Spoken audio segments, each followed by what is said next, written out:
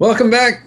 Thanks for hanging out. Can't wait to talk to you guys about how to apply some randomness in your games at home. Yes, welcome Adam, back. Welcome back to being everything else. We are your chaos gods, I, Stephen I, and I will Adam. never get this right. Adam, take us away.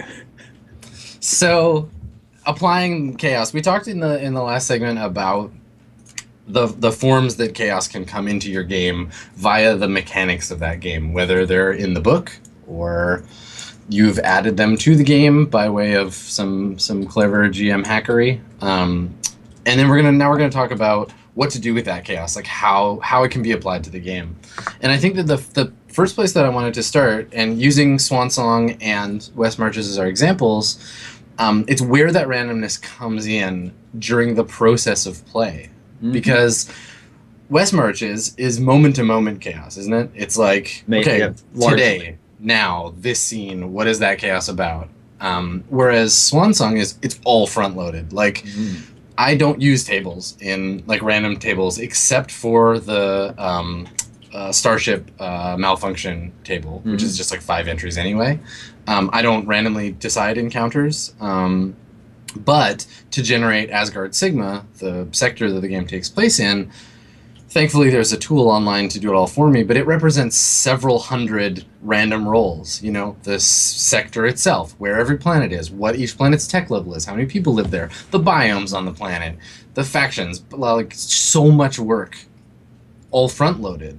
And I think that you can have a game, like we're functionally both running like sandbox type games, but GMing them in very different ways. And I wanted to talk a little bit about kind of the advantages or disadvantages of those two systems. So, Yeah. when you're working on the grand scale stuff of West Marches, like when you decide like where something is, for example, or you decide where to put a swamp or some mountains, you're doing that primarily in the traditional GM way, where you're like, I just want it to be here, or are you rolling randomly for that stuff? Now, interestingly, what is it? I have like tons of blogs that I studied before building the West Marches, and one of them does talk about how to build a hex-based campaign and how to populate your hexes. And it's got a pseudo-random way of doing it that I think I did use. So let me look at this. It might be from welshpiper.com. Yeah, and it's like in if the primary terrain is like is swamp, then here are the chances of having other types of terrains in that hex. So put this many swamps, and then put that many plains, and put that many forests, and then and then you would sort of roll for the adjacent hex to see which of those types the adjacent hex was. But it's not nearly on the scale of Swan Song. I did that for like 3 days in every direction, and I'll probably start doing it again when I go forwards. But when I'm populating the world and when I'm thinking prior to a session about what sort of stuff is in the world, my outside of play stuff is almost all inspirational. Yeah, I like for me with Swan Song, you'll notice that the scale gets blurrier the closer in it gets. Like if you're on a planet, I'm not looking at a map of the continents of that planet. I'm like, you're in a city. It's named this, maybe. There's some mountains nearby. Because I think that the world map in Swan Song is really the sector map, right? It's each of those places might as well be a city, and each of the cities has some nuance. But if you compare it to a fantasy kingdom, it's like that's the world. The world is that hex grid. Absolutely. But I mean, for me, like I find that it's frustrating generating. Like, I think that if we ever did an episode about world building, my input would be don't do it. Like that'd be the whole episode on my end. I would just be like, don't.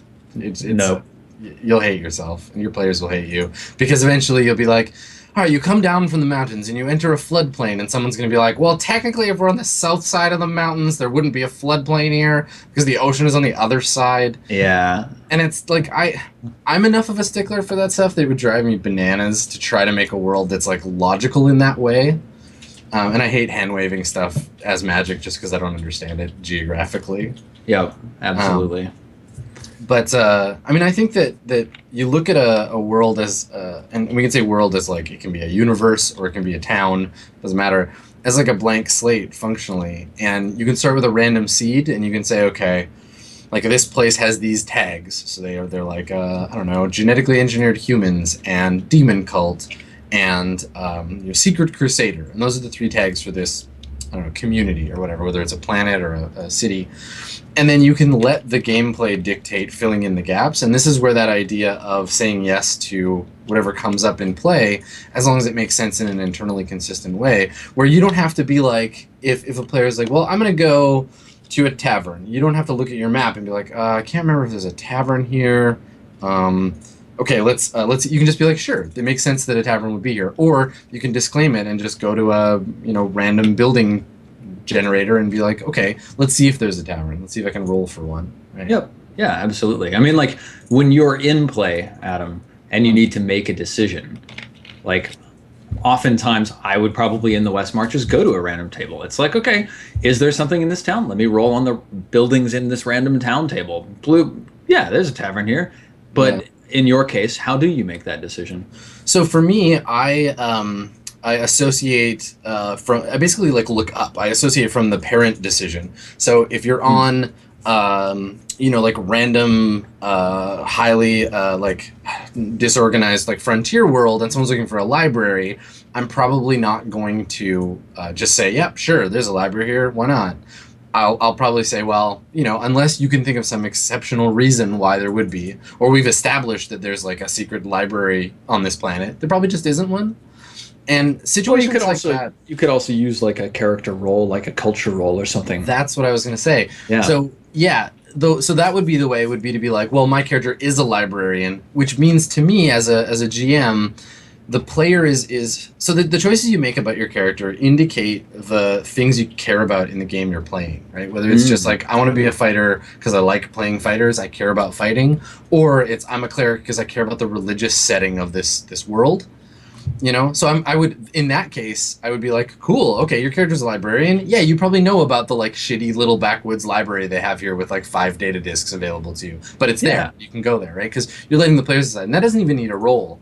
But I really like, as a method of chaos that comes from the player side, I like games, when appropriate, depending on the game, that have luck mechanics. So Stars Without Number has this, DCC has it. I think for those games, it's really great, where I can just say, like, I mean, it's a little weird to the narrative that the characters get luckier the more powerful they become, but also that's kind of the way it goes too. Like, if you weren't this lucky, why are you still alive? Yeah. I've actually started missing a luck mechanic just very rarely, like maybe once every 2 sessions. There'll be something where like, I really wish I could just roll something to figure out if I answer yes or no to the question the player just asked me. But instead I have to sit here and like fuss with it for a while. But to get back to randomness and the ways that randomness is used pre-game, in-game, etc., I actually find your perspective on the not randomness that you use in the game of Swan Song, and the way that you use randomness pre-game in Swan Song to kind of mirror, like you use randomness pre-game in Swan Song, I use randomness in-game in West Marches. In-game in Swan Song, you use like a lot of player cues to help let you know what's going on. And actually, like, to bring that back to what I played this past week in Dungeon World and the Misclicks, the pre-game stuff is all like, it's cues coming from players, so not literally random, but it's information that the GM takes in and then has to sort of assimilate and collate themselves and figure out what to do with it. Yeah, and I think there's a semantic differentiator here between true randomness, which is to say, like, I mean, there's no true randomness in role-playing games, as in any human-created system, but simulated randomness within bounds of a table that you're rolling on versus improvisational information presented to the GM in a moment of pressure, like we were talking about before, because it's just as good for the GMs kind of like getting that brain workout to pull a random thing from a table as it is to say, okay, Wheat, what does this guy look like, right? And then you have to roll with that, and it's still the same, like, brand new information. Yeah. I think it's really interesting with Swan Song versus a more like more obviously sandboxy game like West Marches, is that I'm done with chaos in Swan Song from a traditional standpoint. It's all injected at the beginning. It's all front-loaded work. and it's done, right? And I have to continually, like literally every session, all the time, keep interpreting that oracle. It's like God showed up and was like, here is a very strange, like cryptographic text, but it contains all the secrets of the universe. Here you go. And then God fucked off. And I'm not ever gonna ask God another question about this universe, but I have the book, and I can be like, okay, so this planet they've never been to, what do we know about it according to the oracle, and how do I interpret that? What does the misandry planet full of genetically engineered superheroes, what is that planet like? How can I interpret it in terms of global context and the tags and the stuff we already know? And so there is that challenge of continually reinterpreting that information based on what you know about the universe at large. Yeah, absolutely. And so this is one way I find playing online and having this like essentially perfect historical record of the game so useful. That's so nice. Oh is my that God. And on top of that, not only that, but we have several thousand assistants constantly reviewing the record for us. The wikis? Yeah. Oh my God. So awesome. So that if we're in a position where we're like, okay, I haven't thought about this planet in 12 sessions, which represents for me an investment of 4 hours a session over 6 months, I'm going to forget. But someone who's just watched episode 1 is going to have a much better remembrance of what's going on in this planet. And so, we have the advantage of being able to review that record, whether it's a person or a wiki or the episodes, and to say, okay, I remember what I said before, and I can continue to extrapolate that. Yeah, and so, like, that's where, for me, like, being able to extend your brain out into the internet as an extension of your GM processing power makes randomness at that scale so much easier to deal with.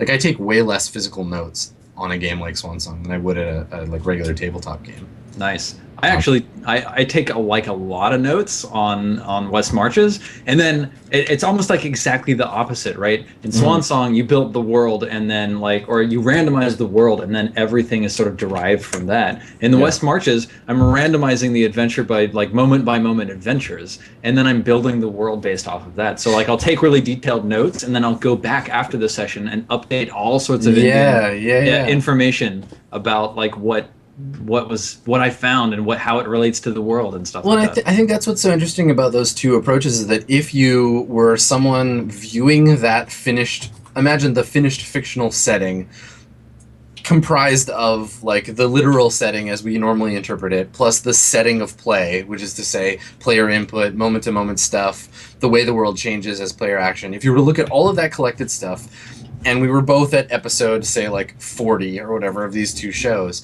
you wouldn't be able to tell without any background knowledge that they were created differently. Because watching from your, like for your game, for West Marches, from that perspective, the randomness of every given moment builds the picture outwards. Whereas the randomness from the beginning, I start with this like vague fog. It's like I'm sculpting and you're painting, right? Like I'm taking a fully finished object and digging the detail out of it, whereas you're taking a blank slate and applying detail in spaces and spiraling out to the finished piece. Yep, absolutely. And they're both driven by the same engine, right? They're both products of chaos, which makes them sound totally fucking metal. But the idea is that we don't have to do all of that work in advance. We're not sitting there for 100 hours putting in all of the detailed information into creating weather tables for every conceivable day of everything and looking at it like an almanac. We're just saying like, okay, we randomly determine this stuff based on other variables. Did we talk about how much time saving random generation is, Adam? I don't think we actually mentioned that in the first portion of this show. Yeah, it feels like a given to me. Yeah, but I know. Yes, it's it's so much faster to just make a random table than to decide everything that could happen based off of like what the random table would tell you. Like my weather random table. It's like, okay, I made one for spring and I made one for summer. Haven't made one for fall yet. Haven't made one for winter yet. I'll get there when we get there. And like, if I had to decide every time someone asked me what the weather was like I'd probably start stressing out and being like,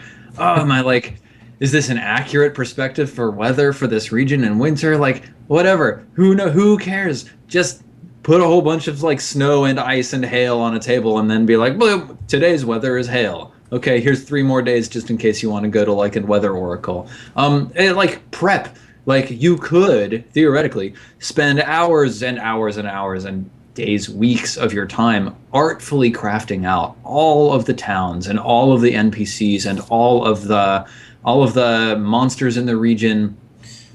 But you could alternatively design a table that tells you what towns in that region are like, and then the next time they get to a town, just be like, this town is named Dip Fossilworth, and it has a roll temple in it, and it's run roll by a theocracy. Mm-hmm. Yeah. Done. Right.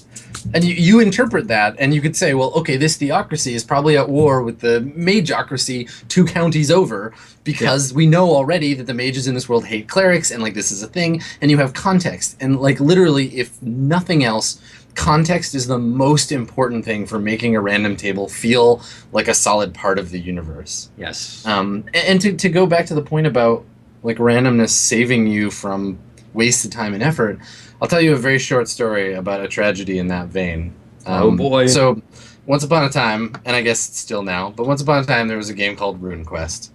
And RuneQuest had a setting called Glorantha, and over the vast decades in which Glorantha existed, various authors would add their own contributions to the setting of Glorantha, and it grew in scope and use.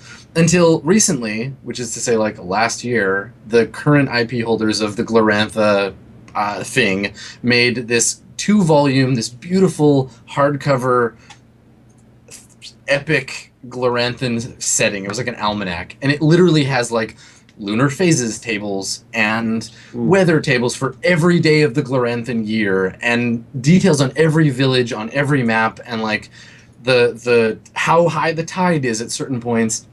And as an object, as a physical thing, it's beautiful, right? It's like looking at the like Wikipedia article for a foreign world in which someone actually lives.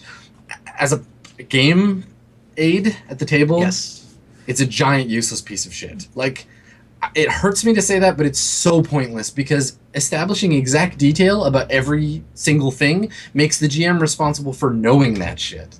So it's like, how far is it from village A to village B?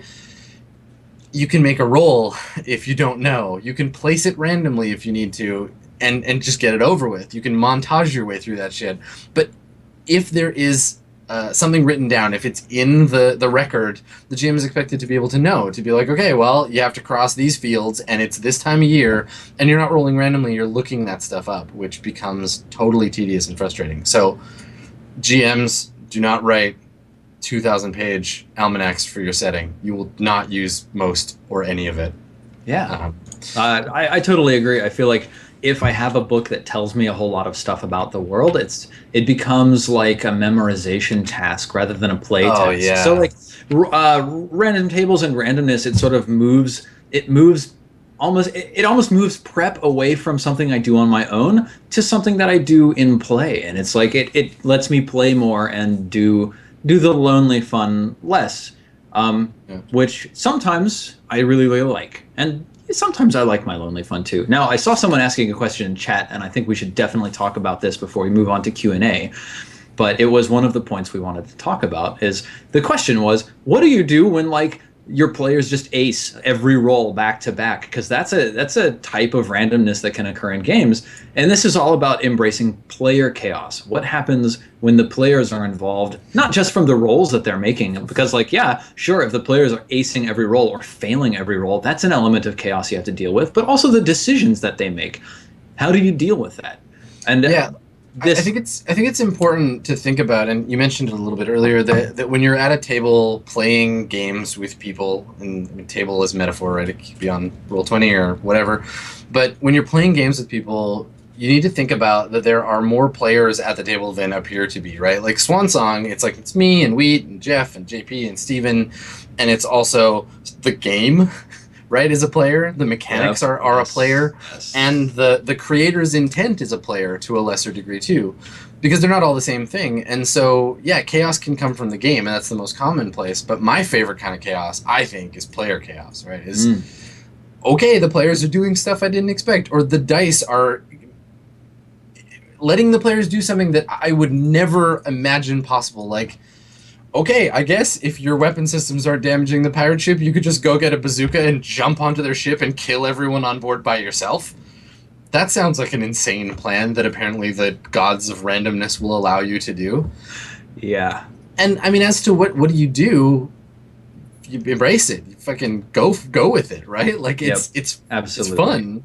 I mean, that's my approach, and that's true of the dice enabling player mania as much as it is just letting the players dictate the flow of the game in the way that they want it to go. Not just giving them whatever they want, but saying like, yeah, that sounds like a thing your character could potentially do. Here are the challenges before you. Let's explore that. Let's follow your chaos for a little bit. There's actually from improv theater. There's a like rule number 1 is don't talk about no. Rule number 1 is yes and.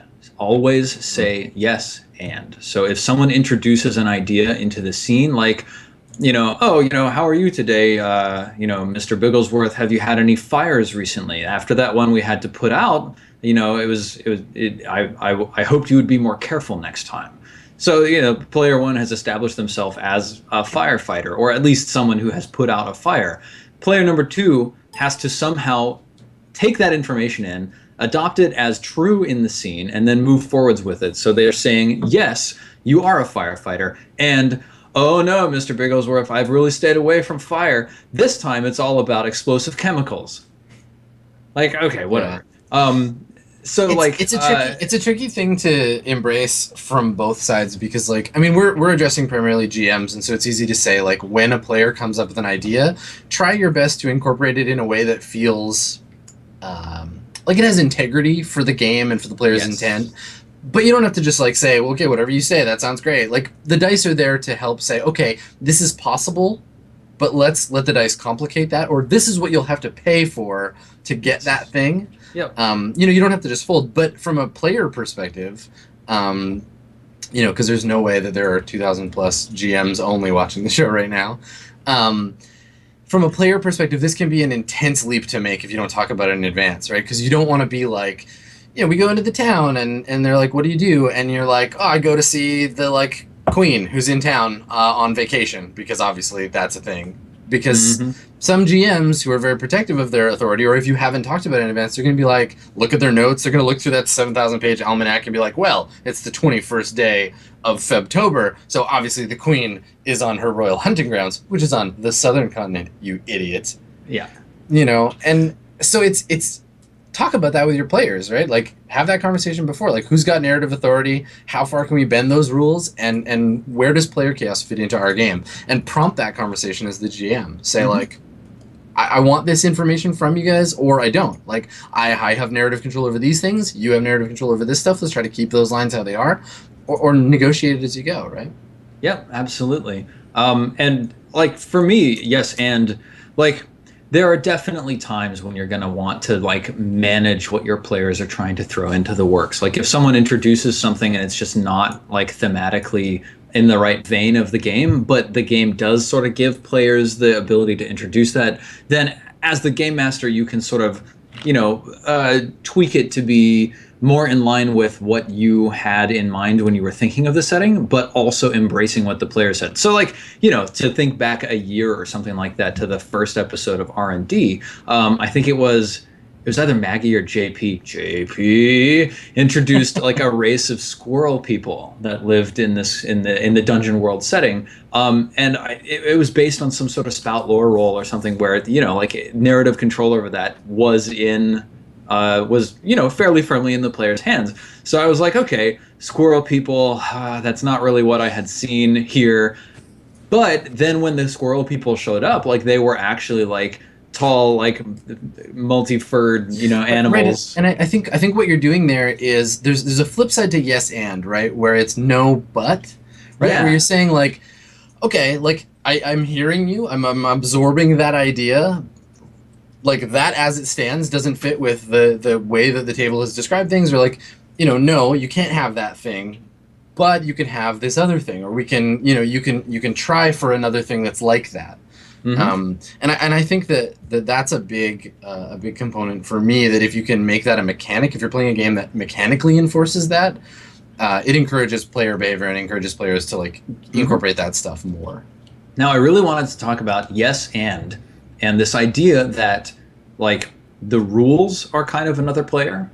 Yeah. And to a certain extent, the randomness is another player that you say yes and to. So like, or no but to, certainly. Yeah. So to a certain extent, and like this gets super ridiculously philosophical, when I was really, really into music, I had this sense that like there was me and there's the music that I was making, but that music was coming like through me from another place where music lived in like its pure form. And the more of me I could get out of the way, the more of the music I could actually let out of me. That's a beautiful sentiment, you filthy hippie. Thank you. So, to a certain extent, we can say like, oh God, where was I going with that? Now I've just told this really like moving story, but I don't remember what it was about. You can end any story with. So yeah, just think about that, man. Just think about that for a little bit. About that. So I think that's about like the randomness as being a thing that exists in a certain way. You can sort of put that into your state of mind and say, there is another entity at the table, which is the outcomes of these roles. And if I'm saying yes and to my ideas, and if I'm saying yes and to the player's ideas, then as an entity, the randomness is also something that I say yes and to. So when I roll on the West Marches table and I don't like what's there, tough shit, man. I'm saying yes and to that. And because like if a player came to me and they said, oh, squirrel people or any other sort of off the wall idea. I mean, when you're prepping the first session for a Star World game, it's all sorts of people spitballing ideas off of each other and the GM just writing down tons of notes and then taking a 10-minute break and saying, God, how the fuck do I? And then you start drawing lines and you say, oh, okay, yes, and yeah. And so when you see the dice telling you something about your world, especially if it's a random table you made, say yes. Like let your pattern recognition machine do its best job.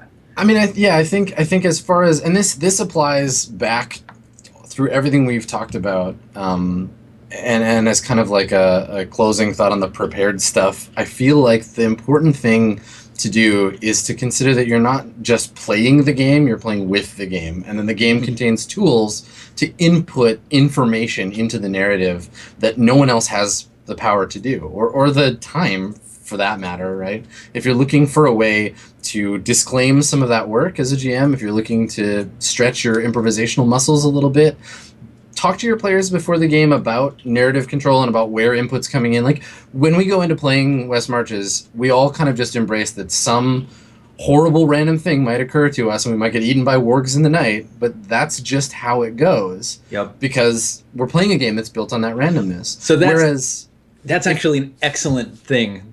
Sorry, I'll let you finish, and then let's come back to that situation specifically because I want to talk about it.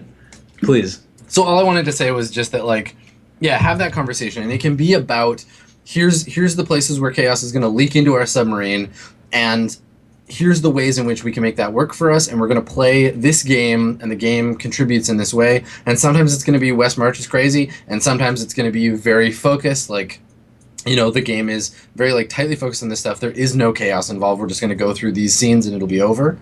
And it's all part of that pre-game conversation, right? Like, what do we want out of the game, and how much chaos do we want in it? Yeah. But because this chaos stuff is so much generally like a GM focused thing, it's something you really have to think about what you want. Like get selfish about it. Like, what do you want out of the chaos in a game, and how's it going to help you be a better GM? Yeah. So, situation on the West Marches. And if you will be sad about hearing an important spoiler, you should probably mute the stream for the next few minutes. I'm going to debate the word important in that sentence, but okay. It might be important to some people watching. I'll hold up my hand like this when I'm done with the segment that spoils the portion of the West Marches. Okay. So in the West Marches, they were camping for the night. And I rolled to see if there was a random encounter. And lo and behold, they rolled a hostile random encounter. Okay, so I rolled to see which hour of the night the random encounter occurred in. Oh, hour 7. Who's on watch at that time? It's Tak, JP's most recent character. Okay, what did he encounter? He encountered some wargs. Okay, how many of them? Roll 3 wargs. Okay, what are they doing? Roll. They're looking for food. Okay. So, Wargs are like beefy, like I described them as like beefcake wolves. Like there's like super bodybuilder, muscular, ripped wolves that are like 10 feet tall at the shoulder. And I was like, well, if these are like predators hunting on the plains, how are they going to approach this situation? They're going to be like, maybe have been following this group for a little while. They're attracted to the fire, the smell of these people. There's only one person awake. They're incredible predators. Okay, well, they're hiding. So roll, holy shit. And I actually pointed out to chat, like that moment when I made that roll, I was like, chat, remember this. And then I said, okay, you get jumped on by a wolf that had rolled a natural 20 on its stealth check. And then the next wolf attacked and just dropped him to like, to 0 technically, but to like -8 or something like that, some huge number.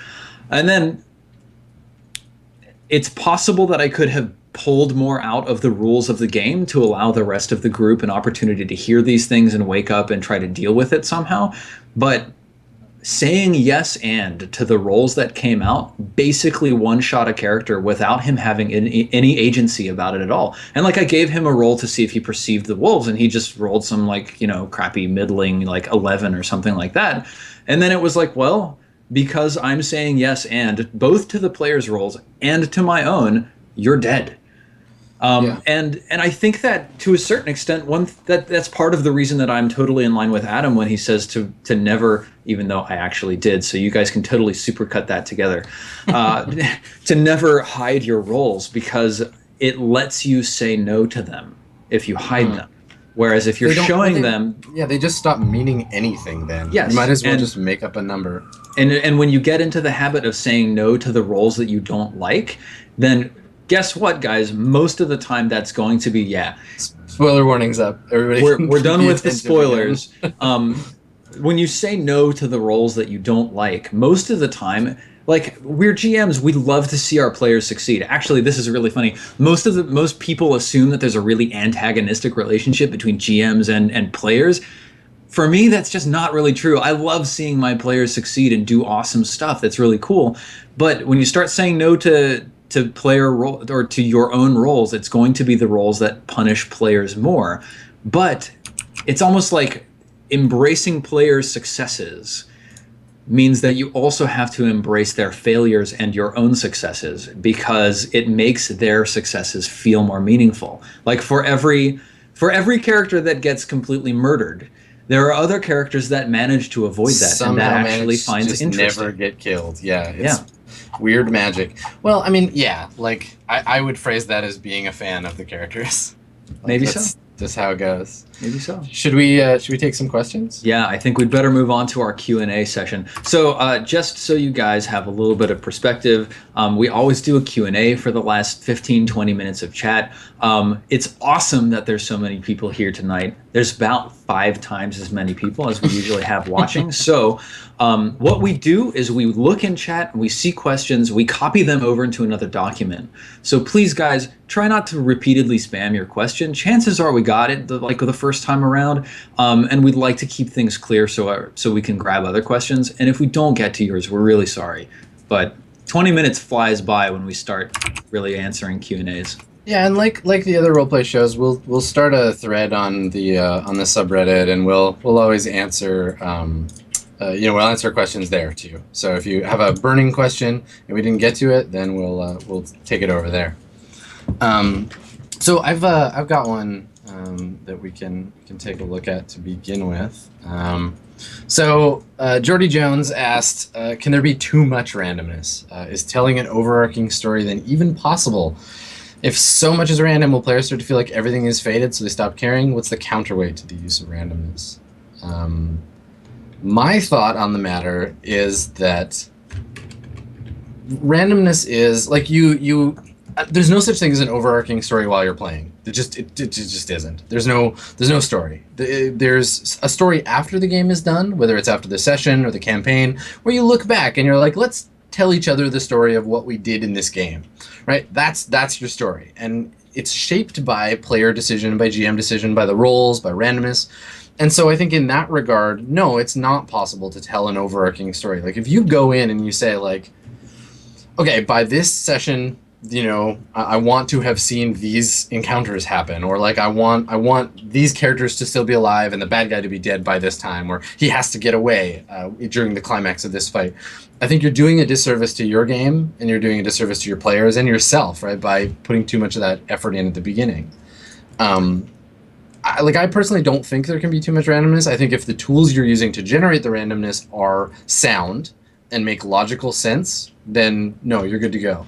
If you're doing things like, okay, you enter the swamp, I'm going to roll a D1000 for this list of 1,000 monsters, and it's like, yeah, okay, you're in the swamp, and you find some mummies wandering around in the swamp. Like, that feels kind of like you're using randomness wrong. It's a bludgeon and not a precise tool. But that kind of chaos has its place too. Like, I mean, what do you think, Steven? Is there such a thing as too much randomness? I think there's a great sort of subtext there that I want to mention really quick. Is that can too much randomness interrupt a story? Yes, but what I'm looking to get out of my D&D games or my role-playing games isn't necessarily a story, but an experience. And I think that it depends on the game that you're running and the style of game that you're running, but I don't ever think that too much randomness will destroy an experience. I mean, I'm sure that you could Google and like within 10 seconds find something that completely disproves me. But to a certain extent, like when you're playing the game, when you're saying yes to it, when you're really engaged with it, the randomness becomes a part of the experience. So like the West Marches, there is no overarching story that's happening in any one session. Like last session was very much largely wandering through the wilderness, but there was an experience that came out of that. Yeah. So, yeah. Yeah, it was a really traumatizing experience. Yeah. So, there's a bunch of questions on, like, challenge level of random encounters and stuff. One of them is from Terakai, and there's been a couple of others, like, how do you deal with monsters that are too strong or too weak, and, like, do you do something with it? So Terakai asks, how do you determine what CR creatures to throw at your players for a certain area? Do you just roll randomly for the monster manual, or is it a conscious choice? Furthermore, do you use a table template or just assign each creature a number on a d20? So I can obviously only talk about what I've done, but like what Adam was just saying, where you can use randomness in a way that feels wonky, don't. Don't put, you have 1d10 mummies in every area on the map or whatever. Like unless you've established that the world is a mummy-rich environment, in yes. which case. So, like, for the West Marches, generally a region operates at a certain CR. So within a region, you're going to fight encounters that are within a certain band of difficulty, and that's you're doing the you're doing the Dragon Warrior thing, right? Yep. Where there's the noob zone and then the next level zone, which I think it's a little metagamey, but it kind of makes sense because monsters that don't have civilizations around them to fuck up their shit get powerful, right? Yeah, and that there's a narrative reason for that. I think that makes sense. Yep, absolutely. And then I'm using a weighted table, so instead of rolling 1d20, I roll 2d6 because I don't want there to be an even chance of a dragon as wolves. And like you could be like 1 on the d20 is a dragon, and like 2 through 4 is goblins, and like 5 through 10 is bandits or whatever. But I really like that natural bell curve that a 2d6 offers me, and it offers me 11 options instead of, like 10 or 8 if I'm compressing d20 results. So like part of how to use randomness well, I think, is deciding the way that you want it to be random, because you're still in control of the tables that you build for like random encounter tables, and those random encounter tables reflect something about your world. Just as an example, I think there's too many thunderstorm results on my summer weather table, and I'm actually going to probably take one of them off and just make it like sunny weather, or maybe like extra hot or something like that. That stuff indicates stuff about the game, though. Like, think about it this way: like, if you leave the tables unbalanced for a reason, right? And you mention like, oh, thunderstorm again. One of the players might be like, I would be like, this is weird. Like, why are there so many thunderstorms? And then I would like be a thing. Like, let's go see why the storm god's so pissed off. Like, what's that about? Maybe there's a weather witch trying to like flood this valley to get revenge for being spurned. Like, little things like that, even incongruous stuff.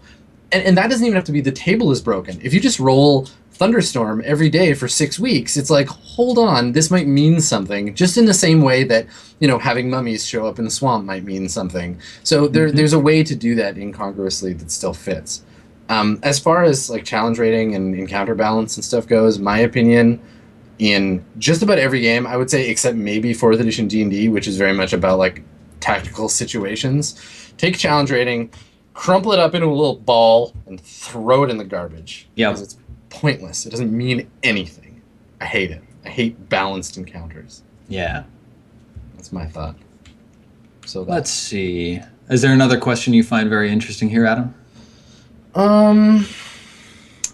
I think, I mean, we've covered a lot of, like, I think that covered a lot of the variation of the, like, how do I not ambush people with storm giants when they're first level? You know, you do. Do it. Just don't be a dick about it and be like, they step on you, you're all dead in one shot. Yeah. I think there's some other questions about, well, there's one here. So what do you think about having like a fake choice, or like the illusion of choice, where it seems like it's a random thing, but it's actually like they're in a certain location, so they're gonna run into this encounter. So I guess scripted encounters versus random encounters. I think they belong on a spectrum. I think it's awesome. Like, if you're not already using this in West Marches, I'd be really surprised. But like, to be like, okay, if you wander into Hex 108A, doesn't matter what you roll, like, this is what's happening the first time the players hit this hex, right? They're gonna encounter, you know, the King's Guard moving through. Doesn't matter like what time of day it is or whatever. Like, there's a procession through this hex when the players first hit it, and I think that's scripted in that way. Like, totally fits. I would definitely use that. Yeah, absolutely. There's actually like a couple of people have been asking, what are good tips for making random tables? How do I do this? Like, literally, guys, the information that I have came straight from Google. I Googled random encounter table D&D blog, and I found just like dozens and dozens of resources. So go look at what some other people are doing. But that exact kind of thing, you can bring it from a random encounter table, or you can just stick it on your map. So like many of the random encounter tables I found have another column for the % chance that the encounter that players are having is in that creature's lair right now. So like you rolled on the table, okay, there's a 25% chance this dire bear is in its lair. Oh, look, 22. Yes, you come across a cave, then it's got like a half-eaten deer outside of it. Done. And then there's another % chance that what you're finding is actually tracks. So your random encounter table can tell you some other stuff about like more sort of less obvious, you ran across monsters who ran across you at the same time sort of situation. Or you can say like, okay, yeah, there are layers in my world. And if you come to this hex, then the first time you're in it, like, you know, the dire bear comes checks you out. It's curious what you smell like. It's literally the same as doing prep for like, where is this city, or like, where does the road go? Like, what is in this hex can be a thing you can determine, and you can even specify it. You can be like, this is where you're going to meet the king's procession. On a 1, they're beleaguered. On a 2, they're angry. On a 3, they're fighting ogres. Like, so you can randomize even scripted stuff. If you want an example for me, and this is like super low buy-in example of, as long as you can tolerate old computer games, of a game that does random wilderness encounters so well, go to one of any number of old game buying websites and throw down the $5 to buy Fallout 2 and play it, because the random encounters in Fallout, especially Fallout 2, are so good. Like, there's some, and they're really good at making it seem like some of them seem really scripted and some of them don't, and like, you don't know if you're on the main quest or whatever, and you like come across some bandits, and that might lead you on a separate quest to do some other stuff, and you're, as a player, able to investigate all of that stuff. And I think that the reason why it's done so well in Fallout 2 is that Fallout 2 is the Fallout series, the early games at least, are very heavily influenced by tabletop role-playing games. So check that out if you're interested in how to do like a fun like wilderness encounter. And I also think it's really interesting because, unlike a lot of games, the player character's stats affect the random encounters. So like, this would be like if in West Marches we all had a luck stat, and if you have a luck over a certain value, it bumps you to a different, more beneficial table. Yeah. So it's like, in this hex, for characters with bad luck, your chances of getting eaten by wolves are pretty high. It's like, you know, mostly wolves and then maybe one okay encounter, one beneficial one. And then on the other end, the high end of the scale, it's like, you know, like a nice cleric or an old lady with baked goods she wants to give you, and then maybe for roll a 1, it's a wolf attack. But I think it's really interesting seeing the mechanics of the player side affect the randomness of the game, because it shows that player characters are special in that regard. Yeah. Yeah. Kind of like playing into that player characters are special idea, and it's saying yes to your players. Like Wicked U is asking us, how do you handle the randomness of magic in games, or magic items, or other sort of powerful, unexpected things for players? Sometimes it feels like players are either way too powerful or way too weak, and like it's an interesting question, and I like it. But to a certain extent, I feel like it's almost a false question. So, like, yeah, your players can be incredibly powerful, and it's awesome to be able to say yes and to that. So when my players have awesome stuff in a game, I say yes. I say, yeah, you've got that rocket launcher that shoots heat-seeking missiles, absolutely.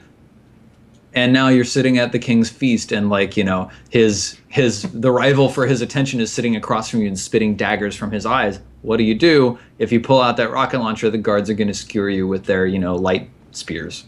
Yeah, light spears. So like, it's very rare that you can find players in every situation where they are overpowered. And if they're overpowered in every situation, maybe just like ratchet up the difficulties for the challenges that they're facing. But if players are strong in one area, chances are they're not strong in another, and you can push on them in the areas that they're not strong. We've given this advice a bunch of times. You just Yep. just Spider-Man them, right? Go after Aunt May. Like, Yep. Superman is boring because he's immune to too much stuff, and that's why it's always kryptonite every goddamn time. Or Lois Lane's in trouble again. Like, look at your players as look at their characters as broadly interesting individuals, right? Like, the paladin in Dungeon World in combat's pretty OP, super hard to hurt, but there's still a person with like friends and property. Mm-hmm. And with magic items specifically, like, okay, cool, you roll randomly and you end up giving your paladin a +5 Holy Avenger, but mo money, mo problems, man. Somebody else wants that sword. Or someone wants to have the sword destroyed, and that someone might be more powerful than the group. Or might be someone like, okay, you get your magic sword, you go back to town, people know you have the sword, and the like High Templar of your order shows up and is like, cool, thanks for getting that sword for me. And what do you do then? Like, stab him? I don't think so. Mm-hmm. So, it's just like, don't look at the players' hammers as meaning you have to just give them nails all the time. Yeah, and Adam, I don't think that you're saying the High Templar shows up and just takes it away from them, because as the GM you realize you've given them something too powerful. But it becomes a situation that the player can engage with and be like, what? No, wait, it's cursed. Role-playing is all, like, the fun in role-playing is all hard choices, right? Where it's like, what do you do when, like, you come off that high of being like, yes, I have this amazingly powerful sword, and you come off that high, and the situation gets complicated, and it's like, now you have to deal with it. Chillfast001 is asking specifically, what do you recommend for GMs trying to map a large-scale city, especially when dealing with the random elements of it? And, like, a super, super easy and super, super cheap answer is just go buy Vornheim, the complete city kit, which has a ton of information about how to build and run cities and tons of random tables that you love. But the longer and more complicated and more in-depth answer from us would be like, figure out what sorts of things you want to see in cities in your world. You can make tables with those. Like, are there nobles? Are there shopkeepers? Are there peasants? Like, are there random encounters that you're going to have when you're going through the city? Is it like, do you come across a fishmonger's cart? Do you come across, an elderly woman who's begging? Like, you can have a whole bunch of different sort of random engagements.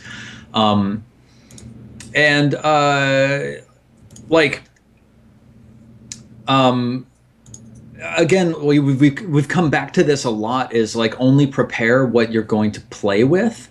Like, you don't need to map a large scale city if the players are only going to be in District B, and you don't actually need to map all of District B if they're only going to be around the temple, the graveyard, and the slums. I mean, I think you just fractal that stuff. Like, a city is a country, is a world, is a planet, is a sector, is a universe, right? Like, you only need to care about the things that the players are going to encounter, right? Where you're like, okay, so we know that they're in the city, and I know the name of the city, and we need to incorporate some stuff that the players have said about their characters might exist. So some characters like, I'm from here and I belong to the Thieves Guild, there's a Thieves Guild. But everything else you can just explore with the players. And the players are going to ask you questions. They're going to be like, where's the tavern? And you can be like, well, you're in the bad part of town. There's several taverns. Do you want a nice tavern or a bad tavern? They're going to make choices, which is basically randomness coming on you. And then you have to describe the things that the narrative needs as you play through. Yeah.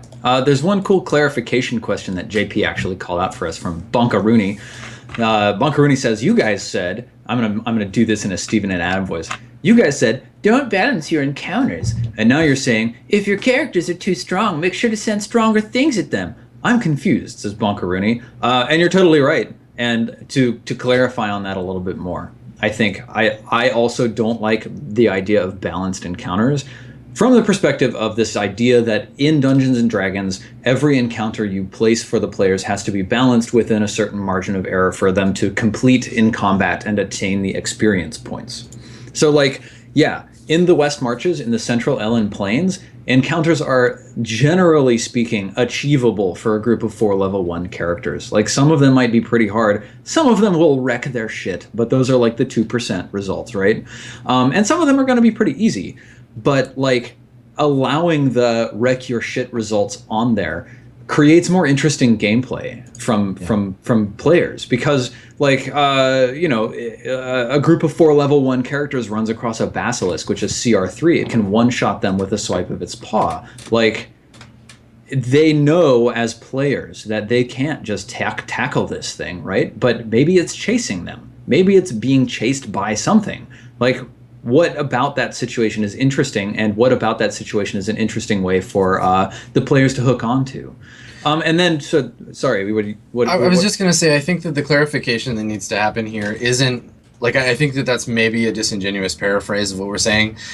We're not saying if the characters are too strong, because there's no such thing, send stronger things at them. We're saying apply pressure to different locations of the character's existence. Yes. It's not like, it's not an arms race. It's not like they've got a gun, so I need a bigger gun. Now they need missiles, and now I need a nuke. It's, they've got a gun, so I need to challenge them in a way, because you're doing it because it's interesting, not because you want things to be hard for them. But you want to challenge them in a way that applies different skills or something else that they can't just shoot to death. Yeah. And you might find that they're willing to shoot to death a lot of different stuff, which changes the character and changes the narrative, right? Where you're like, well, they definitely won't shoot this old lady if she gets in their way. And, well, now you're at an old lady funeral. What are you going to do? Yeah. Yeah, so that was actually exactly the next thing I was going to say is, yeah, we're not just saying one-up the players all the time, but rather the players are really strong in combat, so take them out of combat. How are they not strong? How are they weak? And it's going to make, don't stop doing combat altogether, but just do what feels like fictionally correct in the moment. What represents your world with integrity and faith in the prep that you've made for it, and in the ongoing moment to moment of play. Like, what feels like the right thing to do, and apply that pressure in a way that's going to illustrate something interesting about the world, about the characters, and about their situation. Yep, absolutely. And of course, you can throw something that's stronger than your players at your players, and that can even be fun. Like, in video games, there's this sort of sense that, like, you want to, like, challenge players generally, but sometimes you want the players to feel super powerful, because then they're, like, going back through a previous area, blowing orcs' heads off or whatever. And sometimes you want them to feel out of their league, and that creates a very interesting experience. So yeah. There's one last question sitting here that, because I think we're over on JP's channel now, and it's awesome, maybe not everybody here is familiar with the answer to it, so I'll go ahead and shout that out right real quick. Some people are asking, will we have guests on the show? And yeah, absolutely we will. That's something that we plan to do. Probably, like, I want to say within the next 5 episodes, we'll probably start looking to include guests fairly regularly. Like, we've always had the idea of doing, like, a season 1 where we just talk about a bunch of stuff, and then go into a season 2 where we bring on, like, lots of different people with very different perspectives that they can talk about their experiences at the table. Yep. That's all of our show today, guys. So thank you, like, a huge ton to, like, the 2,500 of you who came out and hung out with us, listening to us talk about running pen and paper role-playing games. It's awesome to hang out with you guys as always. And of course, big hand, to JP for putting us on his channel and letting roleplay host Being Everything Else. So, yeah, Adam, can you just like do a quick shout out here at the end of the show? Talk about yourself and what you're doing and where people can find you. I would love to, Steven. So yeah, I talk about role-playing games and other nerdy crap over at Twitter primarily. I'm at skinnyghost on Twitter. I occasionally, very, very occasionally, with no schedule whatsoever, stream at twitch.tv/Adam Koebel as well. And if you want to watch me struggle to put some of these lessons into practice, give JP's channel here a follow, and you'll be able to watch Swan Song and Mirror Shades, the two sci-fi shows that I'm currently running. Other than that, yeah, I mean, if you're not familiar with Dungeon World yet, it's free. The text is free and available online, and contains a lot of the lessons that I've learned as a GM encoded into the DNA of the game. So if you're curious about that, just do a search for Dungeon World SRD or Dungeon World Gazetteer, and you'll be able to find a free text version of that. And if you like it, feel free to pick up the PDF or grab a copy of the book. Steven? Sir? So I'm Steven. You can follow me on Twitter, where I talk a lot actually about computer games and video gamey stuff, because I work in the games industry on a game called Warhammer 40,000 Eternal Crusade. It's right over here. And you can also follow me on Twitch at Silent Osiris. It's the same thing everywhere. It's over on YouTube. If you enjoyed this episode of Being Everything Else, the previous 7 episodes of Being Everything Else are on my YouTube channel. This one will be uploaded to JP's YouTube channel, youtube.com/itmeJP. So, yeah, once again, thank you guys for hanging out with us. Big thanks to JP for hosting us here on twitch.tv/itmeJP. And we will see you in 2 weeks for the next episode of Being Everything Else. Thanks for coming by, everybody. Bye.